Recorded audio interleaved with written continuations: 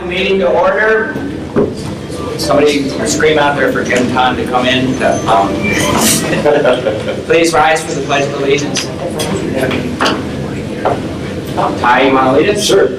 I pledge allegiance to the flag of the United States of America and to the republic for which it stands, one nation, under God, indivisible, with liberty and justice for all. I apologize. I was waiting for a quorum, but as was pointed out by past chair, Mr. Ton, that we can get some business done without waiting for the rest of it. So, let's do introductions real quick, even though it's not on the agenda. I'm Jeff Benson, Town of Beverly Shores. Greg Stinson, Town of Porter. Justin Field, Town of La Crosse. Will Farnback, full-time council. Mary Tanis, Dyer Town Council. Jim Town Chesterton. Dave Hollenbeck, NERC Attorney. Ty Warner, NERC Executive Director. Angie Hayes, NERC staff. Alan Hammond, NERC staff. Jim Nowacki, resident of Gary. Bench Barlow, the NERC staff. Keith Building, Millhouse Engineering Construction. Matt Edgley in Communications. Mary Stillwell, NERC staff. Scott Weber, staff. Andrew Steele, tax. Gabrielle McGinnis, nursing staff. Kathy Luther, nursing staff. Rachel Harrington, nursing staff. Bill McCall with Metro Strategies. Tim Zorn, James Winters, nursing staff. Justin Mount, with U.S. Senator Joe Donnelly's office. Mary Thorne, nursing staff. Jill Martin, City Elections. Jody Melton, Kankakee River Racing Commission, and nursing staff. Great, thank you all. We'll move to the report of the vice chair. That's me. We were able to attend the National Association of Regional Councils in Monterey, California. Dave Schaefer, past president, myself, Commissioner Blair Milo, and Ty Warner attended. It was a very interesting conference, beautiful facility. Really some very good presentations, some specifically on civility. That was really good. Very appropriate. I received a Paul Walker Inspiration Award, and I also was elected president-elect. And what would you like to add to that? Paul, sorry. No. Yeah, you were good. So I think two of the things that really stood out, at least for me at the conference, that were very helpful. The Federal Reserve did a very complex but helpful presentation on community reinvestment and economic dynamism, which sounds very complex, and it was, but very helpful to think about the whole cycle of how economies work with local reinvestment.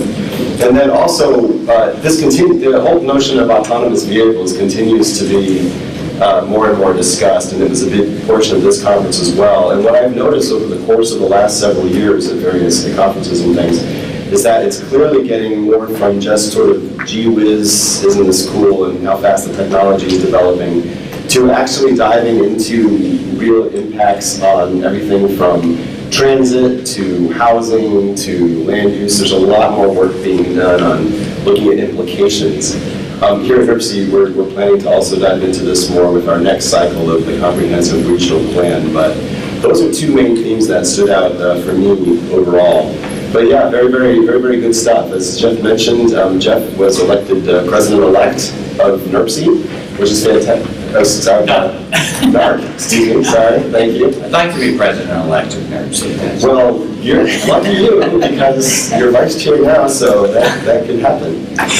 So next year, when Jeff is officially president, that also follows off of Dave Schaefer having been president of NARC in the past. So I don't know if there's another regional council that's had a NARC president from the organization more than once.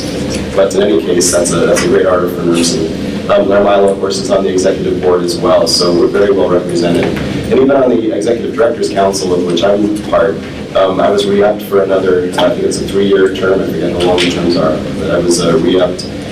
James Turnbull from the Michiana Area Council of Governments continues to be an at-large member at the Executive Directors Council, and then Sally Fahey, who directs the Lafayette MPO in Tippecanoe County. was also elected to the Executive Directors Council. So Indiana in general is very well represented on the national level. So I agree, very, very good conference, very, very helpful. The one thing I wanted to mention is in February, at the national conference for NARC, we had a speaker there who, George Hawkins from DC Water, the Water and Sanitation Department of Washington, DC, and he was excellent, an excellent speaker. And we invited him to the Michigan City Conference on the Environment, and he came and spoke last Friday to Michigan City and the other 200 people that were there, which leveraged the NARC relationship. So that's good.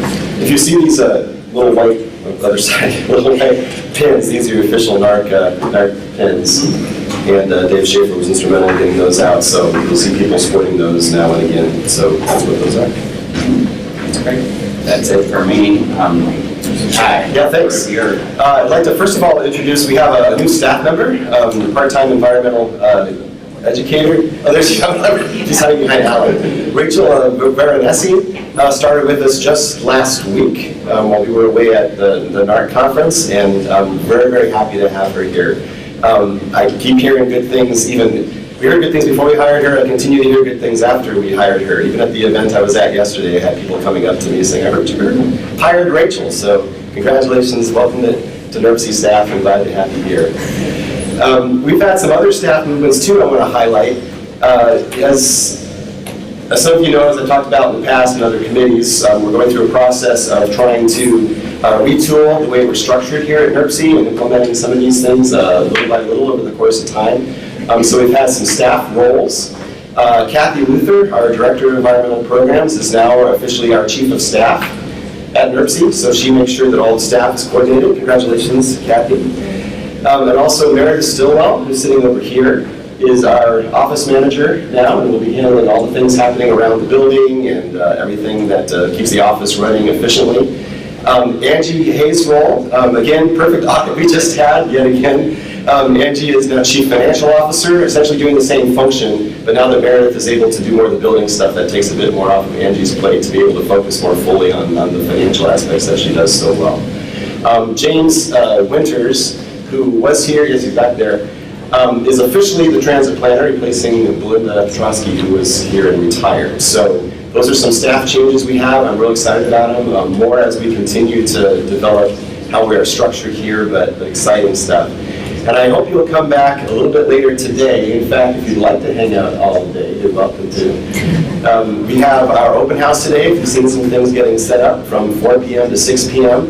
And it's not just for NERC, it's for the Northwest Indiana Forum and for Purdue, who's in this space over here where the forum used to be, as well as the South Shore Leadership Center, who has a partnership with Purdue. So between those organizations and also South Shore Clean Cities, we're all going to be here from 4 to 6, and it'll be a nice celebration of this building finally being completed and remodeled. In fact, South Shore Clean Cities will be running some electric vehicles out front, so you can test drive some electric vehicles while you're here as well.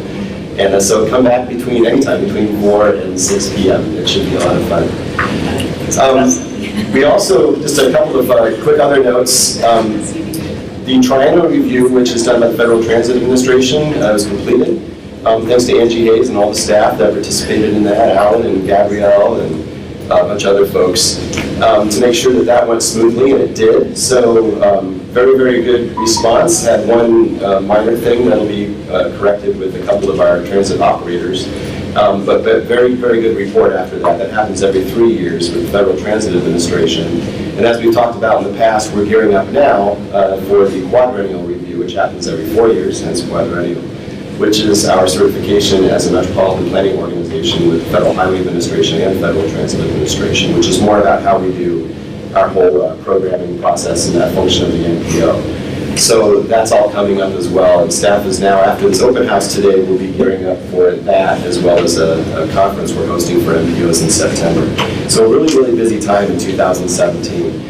The last thing I wanted to mention, actually 2 more things. We've got, I mentioned this before, a vehicle disposition sale coming up, I think June 21st, is that correct? where there'll be some buses out in the lot. You're welcome to bid on those if you need some buses that the transit operators no longer need. That's how we dispose of those. So it'll look like a used bus lot out here, as it does once or twice a year. And then the last thing I wanted to mention, we can talk more about this later, but had the opportunity to attend the Lakeshore Chambers luncheon yesterday, which was a presentation on the Klein Avenue Bridge by the FIG Group. And obviously this has been a big interest to this commission. It comes up almost every meeting. So it was nice to finally get an update on that project. Give a very lengthy, I want to say like 40 or 50 minute presentation to a group gathered at the Ameristar. Very, very helpful. Short, I won't go into trying to repeat that whole presentation, but short answers, they hope to have things operating on that bridge in 2019. Working with the transponder groups to make sure that things like iPass and all that can work with that bridge, as well as whatever other tolls you can buy specifically for that bridge. They'll be having discount programs for commuters on that, as well as for truckers, even generating points and whatnot. And she went into a great deal of detail of their past bridge projects, one of which some of you know I grew up in Sarasota, Florida, and traveled the Sunshine Skyway quite a bit in Tampa. They were responsible for that bridge. And also, I think it's I-35 in Minnesota that collapsed some time ago and now is operating. So, and also a bridge in Norfolk, Virginia, the Jordan Bridge. So they've got a good track record, seems to be moving along. We had several folks, Mayor from Hammond, Mayor from Chicago, Mayor Freeman Wilson was there, that were also able to hear this presentation. So very, very good. They also had indicated, as I talked to them at that meeting, that when they get even a little bit further, they'd be glad to come to the NERC Commission, and we'll schedule a time for them to give a presentation for NERC as well. So it's nice to know that that actually is moving ahead, and they are trying to move things together. The last thing I'll say on that, just to keep in mind as they do start constructing, everybody there that was in any way connected with this project had said that the way construction for these things work now and the technology that they have, a lot will be happening that you can't see. And you'll think that nothing's happening, and then all of a sudden, because it's a modular process of which they construct the bridge, it'll almost seem like instant bridge. Overnight, you'll all of a sudden, not overnight, but all of a sudden you'll start seeing things happen very, very rapidly. So it'll look like nothing, and then all of a sudden it'll appear. But they said, rest assured, a lot is happening with borings and supports and all sorts of stuff. So very, very glad to report on that, and hopefully in the future we'll have somebody here to talk more about that project directly from the horse's mouth. Mr. Director, may I interject? Are you finished with your report? I am. Sorry, I didn't mean to interrupt. You said three things, and that was the third, so. I made an assumption. We're counting. Yeah, I made an assumption. Sorry. Having worked with all the individuals except our latest hire, I would think that they are to be recognized as very capable and very well-deserving of their new positions. Thank you. And I'd like to give them all congratulations.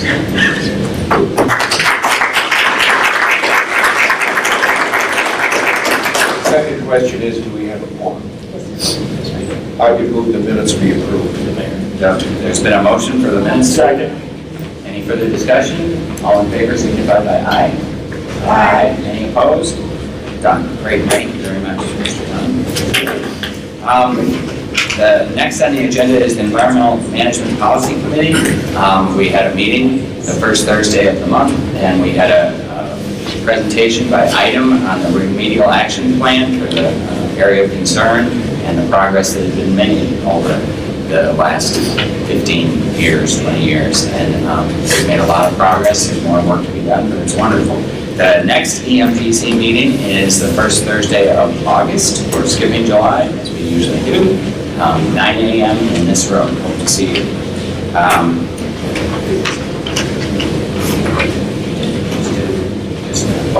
That's right. The Technical Planning Committee, Kevin Brightsky. Yes, sir. The Technical Planning Committee met on June 13th and heard two presentations.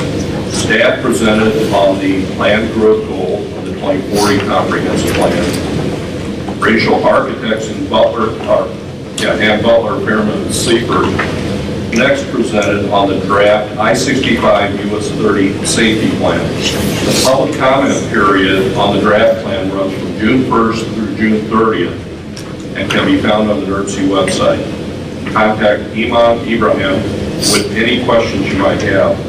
The committee also heard updates on the Greenways and Blueways plan and the 2017 closeout report. The staff's been doing a great job of making sure we're spending all that money appropriately. There is one action plan for consideration today, and you can look at pages 10 to 20 on your report, specifically 10 to 11 for a resolution 1715. And this is an amendment number 1 to the fiscal year 2018 Unified Planning Board Program. Iman Ibrahim will explain this action. There you are. Good morning, everybody. As Kevin mentioned, that's the first amendment for the Unified Planning Local Program for fiscal year 2018. As you may remember, we already adopted the Unified Planning Local Program for 2 years, which was fiscal year 2017 and fiscal year 2018. However, we have an amendment to add 2 new projects to our budget. The first one is ETEP, or electronic TEP, and that's to make the TEP more efficient and effective. The second project here is the household travel survey. The last one we did was over 8 years ago, which we are required to do at least every 5 years. We need new data every time for the transportation travel model, and that's why we identified the need of funding for the travel survey. The total budget for the 2 projects is 250 with the 80 federal and 20% match. 45,000 for the ETEP and the remaining amount for the travel survey. The second project that we have here, which we added that also to our Unified Planning Local Program, is the transit need analysis. And in this, the purpose of this project basically to examine the state of transit service operation in Northwest Indiana, specifically in Lake and Porter County.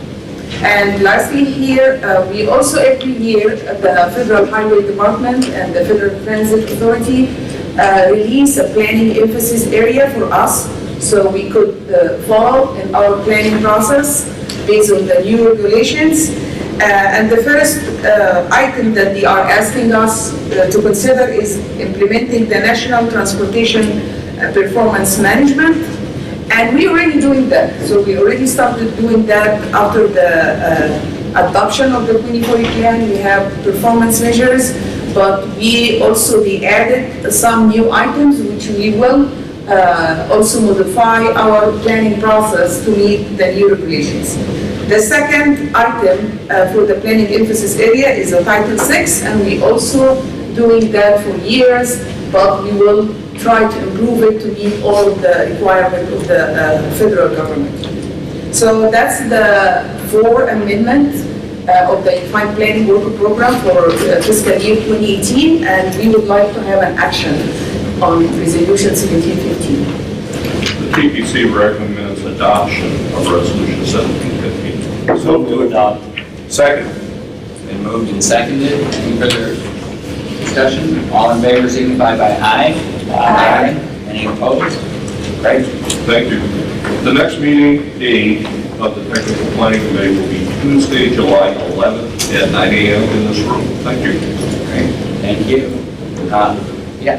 I don't know if I mentioned it, I passed around the program for the NARCA annual meeting, wherever that ended up. Just know that that's coming around if you'd like to see the program.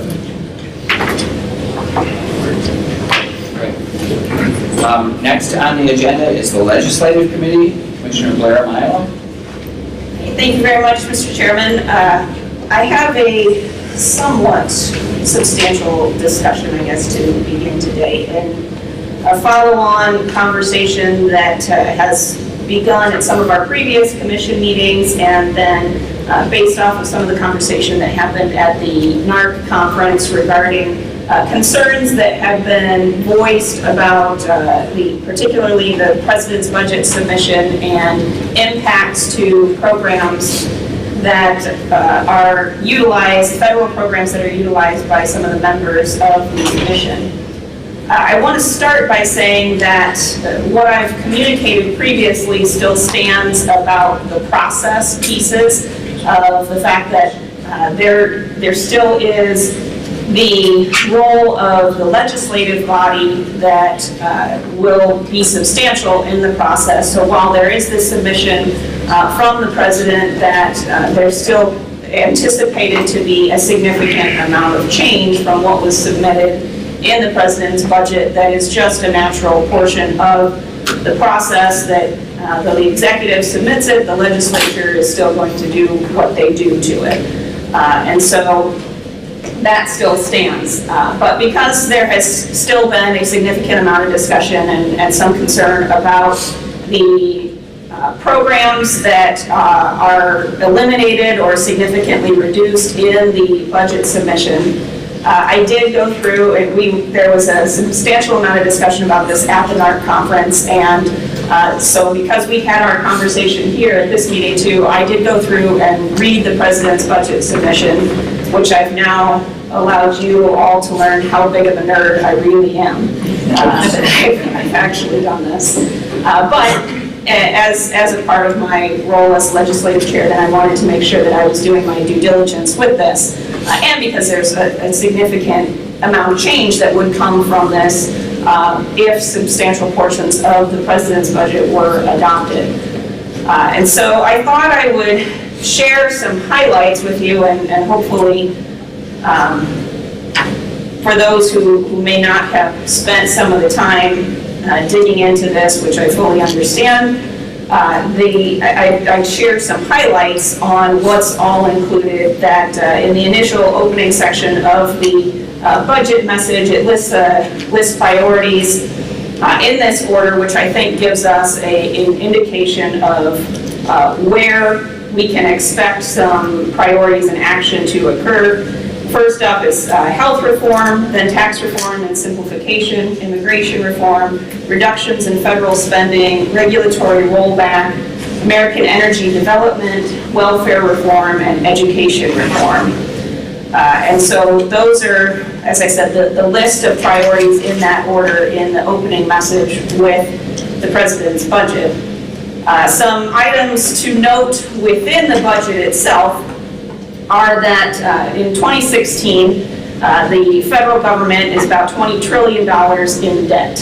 And so that is double the previous debt since 2009, which was $10.6 trillion. So that gives the message of the challenge that is going on with federal spending. Also states that publicly held debt at the end of fiscal year 2016 was 77% of the U.S. gross domestic product, which is nearly double the 39% of GDP that was in 2009. So I think that's important to highlight because that is a key driver for what is impacting these changes that we're seeing in some of the programs that are a part of non-defense discretional spending.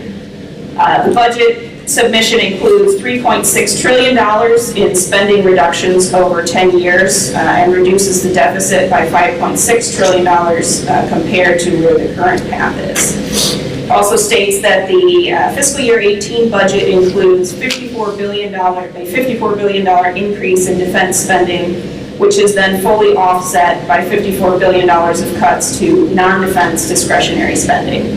That is key for us to understand in why there is such alarm that we're seeing to a number of the programs that are being reduced. It's also for this body to know there's a plan to support $1 trillion in public-private infrastructure investment through 3 elements of new federal funding, incentivized non-federal funding, and expedited projects, which I would call out that there was a really interesting article by George Will in the Washington Post that I think that members of this body could appreciate, that talks about the challenges of delays with federal infrastructure projects.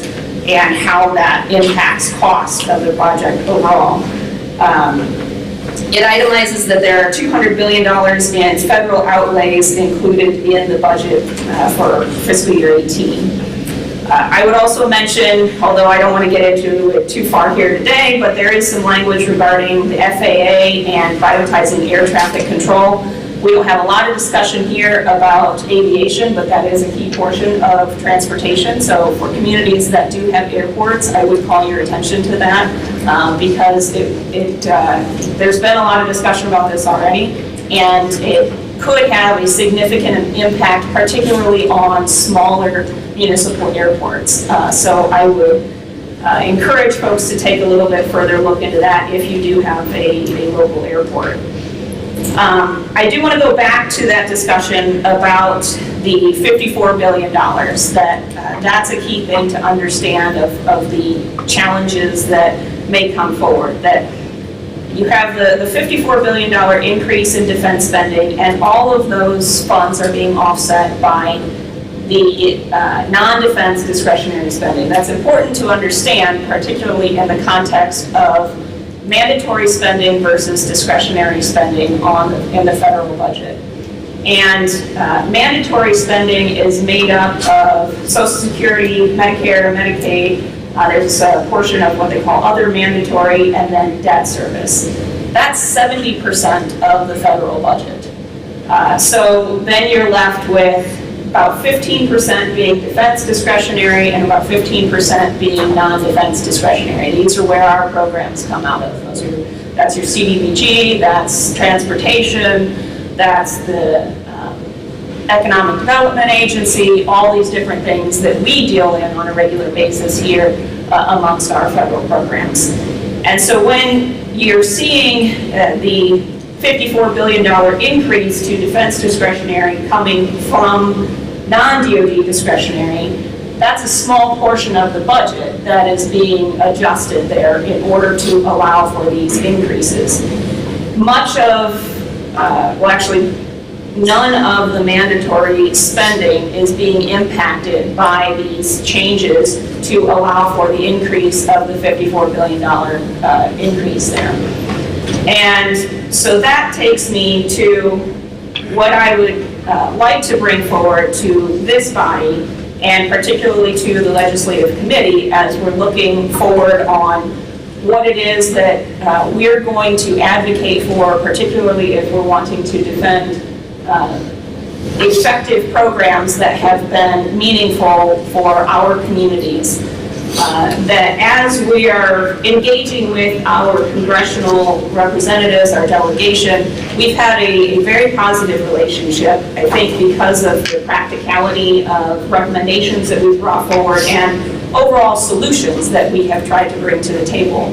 So as we're looking to try and have a conversation about the value that certain programs have meant for our community, I think we have to do that in a manner that understands the environment that these suggestions are being made in. And that is understanding that we have a federal government that's $20 trillion in debt and is on a pace that is doubling that in just 8 years.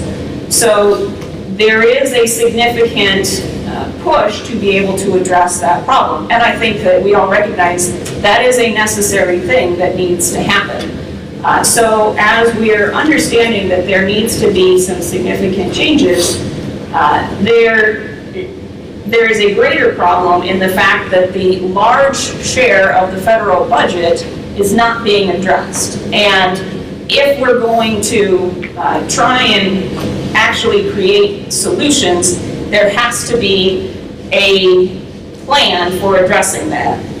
Outside of trying to argue for or advocate for any of the programs that have been effective in our communities like CDBG or Tiger Grants or any of those things, without any changes to mandatory spending, by 2030, mandatory spending will occupy, I think it's around 96% of the federal budget. So we're on path to have even greater problems than what we're seeing right now of concerns of eliminating CDBG or greatly reducing programs like the Workforce Innovation Opportunities Act, those kinds of things. So at some point, these mandatory programs have to be addressed, and there has to be a message that this is a priority. And I would argue that we may be at the point that we're almost at crisis mode as it is because of the challenges there. And I think we've all heard the conversations about how these major programs like Medicare and Social Security will run out of money in a time period that's within this generation. So what I would like to do is gather and I guess convene the legislative committee to review some proposals that would be bipartisan suggestions that can carry forward the spirit of this body, which has been a very bipartisan and effective manner in conversations, to then bring a message to our delegation of solutions to look at those big challenge areas in a way that then provides some answers to allow for the necessary discretionary, non-defense discretionary spending that has been important to our communities with programs that we've discussed previously, like CDBG or I would argue the Workforce Investment Opportunities Act and many other transportation programs as well. So I apologize, it's a lengthy report, but because there has been a lot of discussion here amongst this group, I wanted to make sure that we were really digging into the root causes with this. We did have a presentation at the NARC conference on the federal budget and had just this conversation of that the elephant in the room with any of these things is that there's no plan to address the mandatory spending that is eating up so much of the federal budget. And so the plan that I have is to try and bring folks together to have that conversation. Now, I think it's important to recognize that the reason why those conversations haven't necessarily happened is because of the fear-mongering that often comes along with having that discussion. And certainly we don't want to get ahead of some of the entities and bodies that are going to have to work on that, so we want to do it in concert with participation with some of the other entities and stakeholders that would be involved there, because we do want to be thoughtful of the relationship that we have had with our delegation that has been a very effective one. And so I welcome any input on how this conversation will go, and certainly any ideas that folks have had. Digging into federal budget policy has not been my bailiwick in the day-to-day business of things that I've done because it is so complex, but now as we're seeing how it's impacting so many different elements of our operations, then I think it's important to understand some more details about it. So if there are thoughts, I welcome those, and I yield back. I have a question or Yes. a request or a thought, whatever category you'd like to put it in. After your legislative committee meeting that you're calling for, could I ask for a summary or a list of talking points or major considerations or something that we can focus on as a commission as a result of your deliberations? It's difficult for me sometimes to knit all of the complexities of this issue in a sensible approach. Absolutely. So if we could, just a suggestion, have something written as a result of your deliberations, I believe it would be helpful to the group. Absolutely. Yeah, just to have my presentation this morning, I had to write out all of my notes to gather all these different pieces together. I understand That's a great it's very suggestion. complicated and appreciate your diligence on that, but it might be helpful to have some Sure. specific. Mr. Chair, Mayor, if I'm hearing this right, I think you're in the process of preparing a resolution for this board that would address those specific points, that we could present some unified resolution to federal government. Yes. I believe a resolution would probably be the end game Right. of the talking points. Yeah, I don't think we're at that point yet because we need to have a good discussion amongst the legislative committee, and I hope a healthy discussion amongst this full body with the full commission, not just the executive board, because of I think the importance of this message and being on the forefront of trying to provide some solutions. I, for one, would look forward to that opportunity to have that open discussion. So I agree, and the discussions that we've had, our recommendations and others have been sort of on the defensive of trying to protect specific programs and don't take mine. And so there's a whole long list of the people, all of us that don't take mine, and what Blair is trying to do is zoom out and maybe propose a solution to protect everybody's, but look at the whole thing instead of this sort of infighting of over to 30% or the 3% of the total budget that's getting moved and cutting. So instead of picking that fight and using our energy for that, to zoom out and collect our efforts and press on that. Mr. Chair, I would concur, agree completely, and look forward to having that more of a global type of presentation in response. A response presentation that's more global, not necessarily just our specific points of view. Great, thank you very much, Mayor Mile. I don't see any other questions. Next on the agenda is NDOT, Rick Powers. Hi, I'm Julianne for Rick Powers. We wanted to report on the I-65 widening project. Last night, traffic shifts and patterns begin to change. We are beginning work, and there will be shifting traffic patterns in several locations. Under the current plan, all of mainline I-65 will have 2 lanes open in each direction at all times, with intermittent single lane closures during the night. So just so you're aware and if you want to share with constituents. Also, I wanted to share that Community Crossings Grant Application Program is currently open and accepting applications. We are accepting those until 5 p.m. Eastern Standard Time, July 14th. So if you want to share that with your staff and remind them. July 14th. Thank you. Is it noon or 5 o'clock? 5 p.m. Eastern time. Eastern time. Eastern time. That's important to know. 4 o'clock our time. Yes, fast time.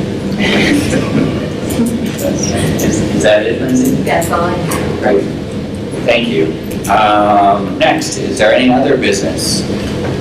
Mr. Benson, I'd just like to emphasize, too, not just for the sake of Colbert and Maryville, this comment period for the US 30 safety study, it affects the whole region and all of our communities. So as this area is going to have a rebirth, this is the opportunity to help all of us.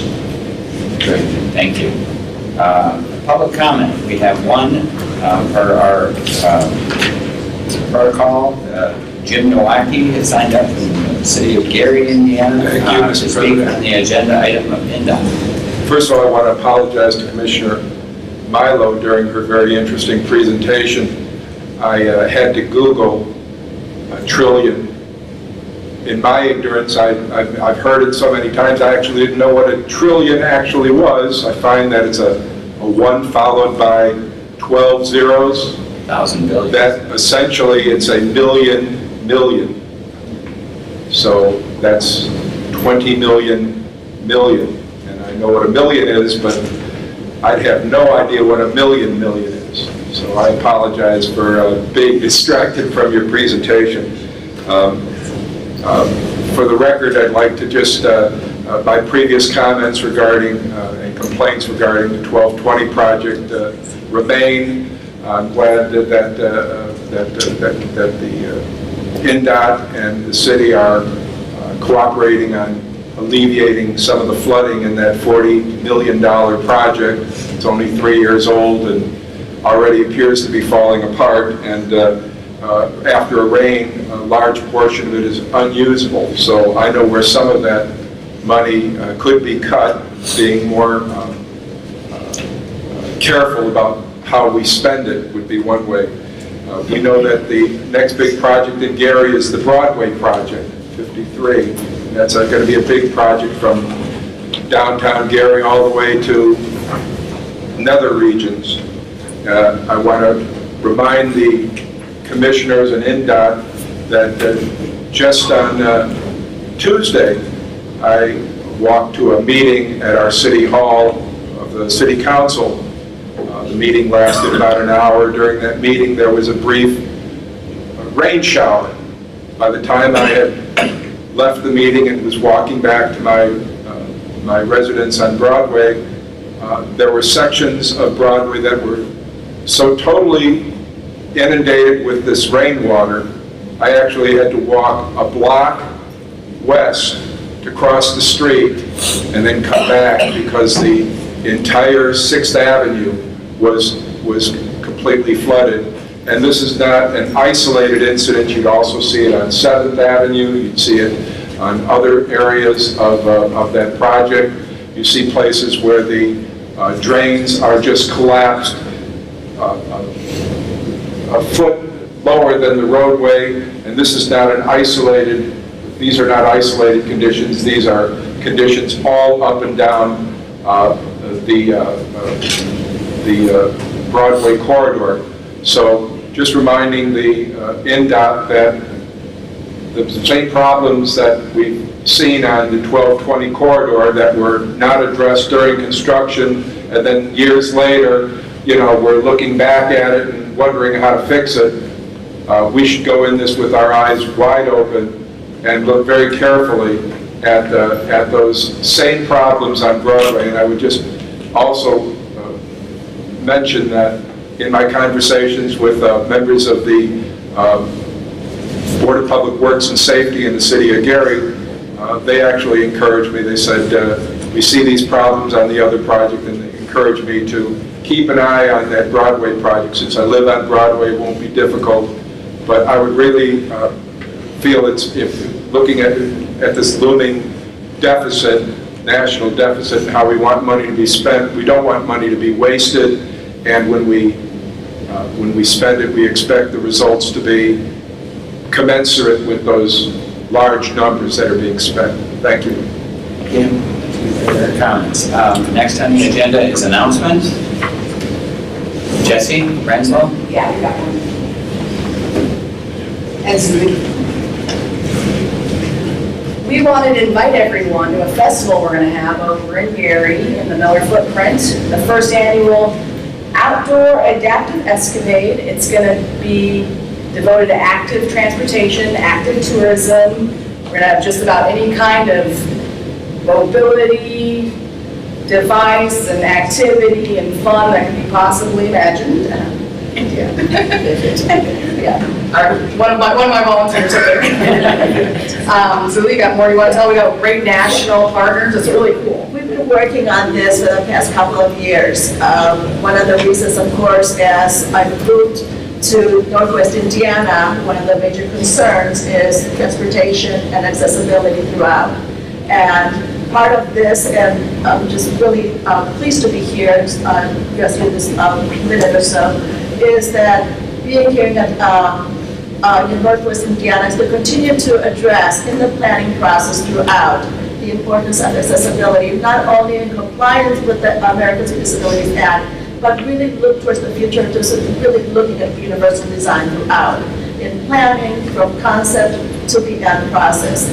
Many facilities that I look at or throughout, or places that I go, even from the weight of the doors, whether it's this new facility, and throughout looking at making sure that not only the professionals, the experts in the fields of planning and design and engineering, but those that actually live life in and out on a daily basis, involve them in the process of design. And that's why we thought that having an event like this, the Outdoor Adaptive Escapade, has to continue to look at recreational opportunities, transportation opportunities for all, that we want to introduce you that there are many people on this day that will come from various communities, Chicago and throughout the region, And Southern Indiana. Southern Indiana, to participate in this event, so that from getting on the trains, getting on the buses, we'll be observing, we'll be looking, and also making recommendations, not only by complaining and making people wrong or making cities wrong, is that being part of the solution, and we want to be that voice, and we feel that we're working with you. Because this is a really big opportunity. Nowhere else in Indiana is anyone really doing this, so it's a great way if you're thinking about doing a project in your community, whether it's a playground, or maybe you're thinking about a bike share. It's a great way to come and talk to an expert for free.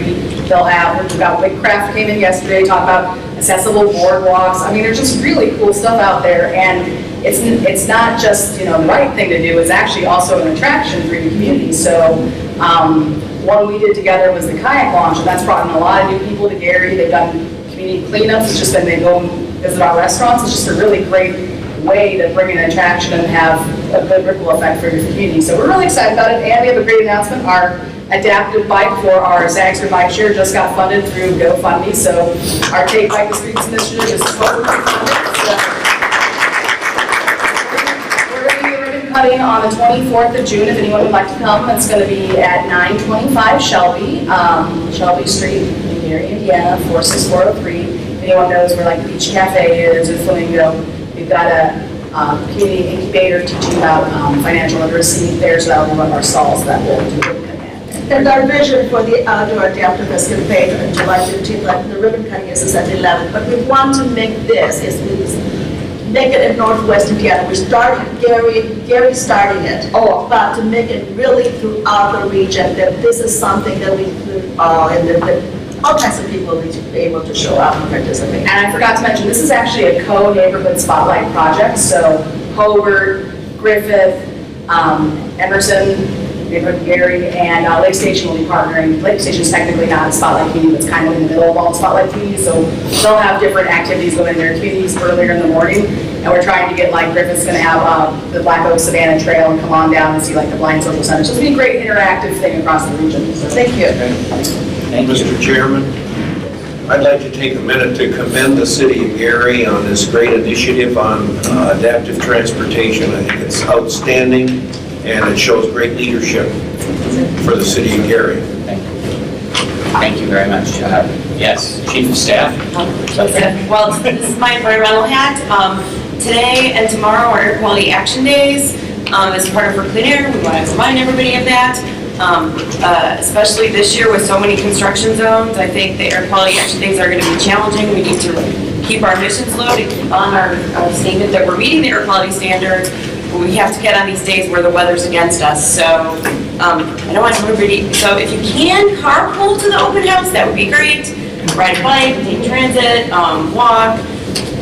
Easy, fun things to do. Don't put gas in your car until after it's cooler. Don't mow the lawn if you were going to. If you have mowing crews and you could say, hey, take the day, that would be great. So the next couple days, let's all try to do as many volunteer actions as we can to keep our personal air emissions low. Thank you. I have two announcements. The first one is Lightning Bug Music Festival is July 2nd at Sunset Hill County Park from noon to 8 p.m. It'll be the best concert in the region for all summer. That's one. The other is for Bob Carnahan. There's something happening in Cedar Lake. I'm still the one. I'm sure there's something. Mr. Chairman? Yes. Could I ask the board too to be vigilant this summer on the activities of the Great Lakes Basin Transportation? The railroad that's proposed across Lake Porter and LaPorte counties. They did disclose their shareholders recently. I think they met the deadline, it's hard to say. But there's so many activities going on, we just want to be very aware of what they're doing, because we're just not getting the information or the facts as quickly as I think we really need to know as far as our municipalities and counties that are impacted. Thank you. Any other announcements?